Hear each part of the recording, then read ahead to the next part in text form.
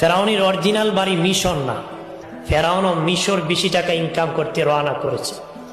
রাস্তায় বন্ধুর সাথে একা হয়েছে, কো বন্ধু কই যাও? কো যাবো মিশর। কো তাহলে আমিও যাব। দুজন রওনা করেছে। রাস্তায় তাদের খিদা লাগছে, এক লোক তরমুজ খেতে তরমুজে কাজ করতেছে, সেই জমিনের কিনারে দাঁড়াইছে। তখন মালিক বলে, তরমুজ খাবা?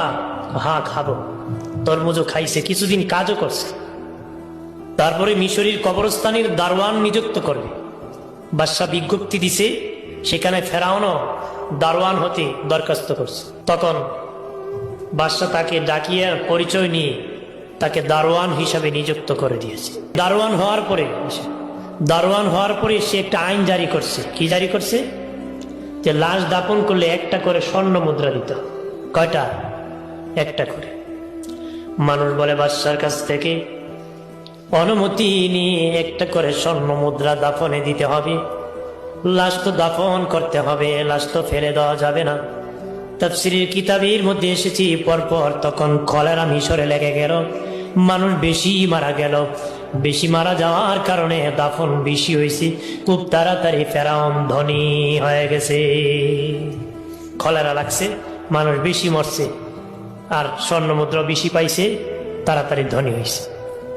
মিশরের বাদশা বাবাদীপ বলল, যাদের বকেয়া খাজনা বাকি আছে তাড়াতাড়ি করে খাজনা আদায় করে দাও, খাজনাগুলো আদায় করে দাও। তখন ফেরাউন বলল, বাদশা আমার তো অনেক টাকা হয়ে গেছে, আপনি যদি অনুমতি দিতেন আমি সবার পক্ষে খাজনা আমি একা আদায় করে দিতাম। সবার পক্ষে থেকে খাজনা আমি একা দিয়ে দিই। বাদশা কয়, ছেলেটা তো খারাপ না, ভালো ইনকাম করছে, কিন্তু জনগণে দিয়ে দিতেছে। জনগণের অন্তরে ঢুকে গেল রে বাবাজি। মানুষ মনে মনে বলে, ওই বেচারা যদি দারোয়ান না হয়ে বাদশা হতো তাহলে তো কিছু কিনে খাওয়া লাগতো না। সে নিজে ইনকাম করে আমাদের খাজনা সে নিজের টাকা আদায় করছে। কিছুদিন পরে মিশরের প্রধানমন্ত্রী মারা গেছে, বাদশা একটা ইলেকশন দিছে। ফেরাউন সেই ইলেকশনে ভোটে দাঁড়ায় গেছে। কে কারে ভোট দিবি কানাকানি দেখে সবাই মিলে কয় ফেরাউন রে ভোট দিবি। বিশাল ভোটে ফেরাউন মিশরের প্রধানমন্ত্রী নিযুক্ত হয়ে গেল। ভাইরা আমার খেয়াল করেন ভালো করে, কিছুদিন পরে মিশরের বাদশা মারা গিয়েছে। ফেরাউন ডাকছে, বাদশা ছাড়া দেশ চলতে পারে না, কাকে বাদশা বানাবো? তারা বলে, আপনি আমাদের বাদশা, যারে খুশি তারে আপনি প্রধানমন্ত্রী বানান। ওই যে বন্ধু হামান গিয়েছিল সাথে, তারা ডাক দিয়া, বন্ধু রে তোর কপাল লাগছে, আমি হলাম মিশরের বাদশা, তুই হলো মিশরের প্রধানমন্ত্রী। আঙ্গুল ফুলে কলা গাছ, আঙ্গুল ফুলে কি কলা গাছ হয়ে গেছে। কইছিল কামলা, দারোয়ান, প্রধানমন্ত্রী, বাদশাহ, কি হয়েছে? আর সাথের বন্ধুরে বানাইছে কি প্রধানমন্ত্রী। এবার দেখি বলে, বন্ধু হামান, এরে বন্ধু, ছিলাম মিশরের কামলা, তারপরে হলাম দারোয়ান, তারপরে প্রধানমন্ত্রী, এখন হয়ে গেলাম বাদশাহ। আর কি বাকি আছে? আরো বাকি আছে। তো কি বাকি আছে? ক্ষুধা হওয়া বাকি আছে।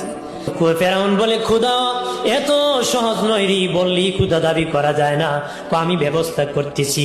বাবাজি, ফেরাউন এত খারাপ ছিল না, তার বন্ধু হামান যত খারাপ ছিল রে। এই জন্য বলেছে, বন্ধু নির্বাচনে ভুল করবা না। বন্ধু নির্বাচনে যদি তুমি বাবাজি, বন্ধু যদি তোমার খারাপ হয়, চরিত্র খারাপ হয়ে যাবে। বিড়িখুরের সাথে বন্ধুত্ব হলে 3 দিন পরে বিড়ি খেতে মনে যাবে। গাঞ্জাখুরের সাথে বন্ধুত্ব হলে কয়েকদিন পরে গাঞ্জা খেতে মনে হবে।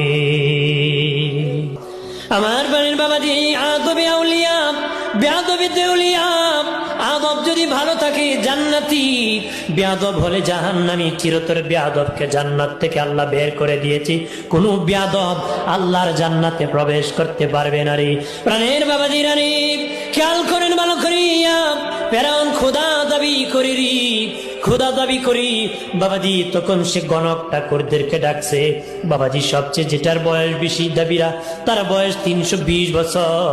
গনিয়া দেখরে, আমি তো ছিলাম রাকাল, আমি ছিলাম রে কামলা, আমি ছিলাম দারোয়ান, আমি ছিলাম প্রধানমন্ত্রী, আমি হয়েছি বাদশাহ, এখন খোদা দাবি করি, আমার ভবিষ্যৎ কি আছে? তারা গনিয়া কয়, বাদশাহ খবর ভালো না, আগামী 3 মাসের মধ্যে বনি ইসরাইলে একজন ছেলে আসবে, তার নাম হবে মুসা। ওই মুসার কারণে আপনার প্রাণ, রাজত্ব তো যাবে, প্রাণ যাওয়ার সম্ভাবনা আছে। রাজত্ব তো যাইব, প্রাণও যাওয়ার সম্ভাবনা। ফেরাউন বলে, তাহলে রাজত্ব পেয়ে লাভ কি? লাভ হলো কি?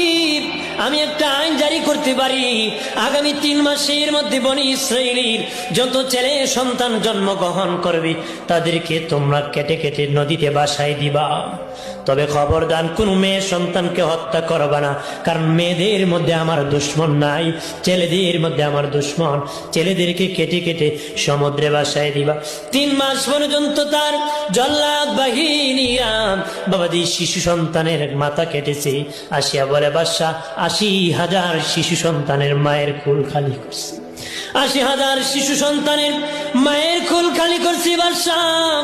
এরপরে গণক ঠাকুরদেরকে বলে, দেখো রে আমার দুশ্মন মুসা মরসিনি। তারা বলে, না বাদশাহ, আপনার দুশ্মন মুসা এখনো তার মায়ের কোলে সহি সালামতে আছে। আল্লাহ ভালো রাখলে কেউ মারার ক্ষমতা আছে? আল্লাহ যদি কাউকে সম্মান দেয়, কেউ বেইজ্জতি করার